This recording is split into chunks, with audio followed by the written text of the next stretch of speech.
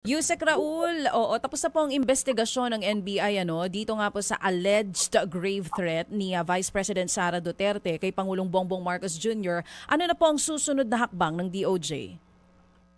Well, yan, case build up din yan, Chacha. Mhm. Kasi pagsampa nila pag-refer nila yan by way of a complaint sa ating kagawaran, yan ay pagkakataon na para aralin kung titignan kung sufisyente ba yung ebidensyang isasumite nila o kailangan pang dagdagan para ito ay magkaroon ng basehan na mag-conduct ng preliminary investigation. This is a way by which we would avoid also filing unnecessary cases against people who are innocent of charges. Kasi hindi ko naman yun yung mandato ng ating kagawaran. Rule of law, pangingibabaw po ng rule of law number 1. And wala po tayong sinisino dyan, walang personalidad involved. We are just guided by the evidence before us.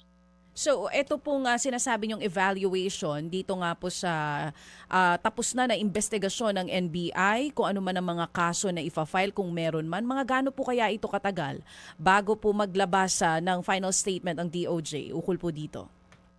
Once na mag-file sila ng complaint, yung mag-refer na by way of criminal complaint yung kasong yan, then the case build-up would be initiated. Kasi base sa mga patakaran ng ating kagawaran ng DOJ, Chacha and Ted, ang case build-up ay mag-umpisa lamang the moment na sinumite yan for evaluation. Pero hindi pa yan docketed. Once na positibo na merong basehan para mag-conduct ng preliminary investigation, that is the only time na meron na tayong docketed case for preliminary investigation. Sa ngayon, nasa level pa lamang ng law enforcement yan. Kasi hindi pa naman nakapagsampa ng formal na criminal complaint yung NBI being the law enforcement agency that conducted the fact-finding police investigation.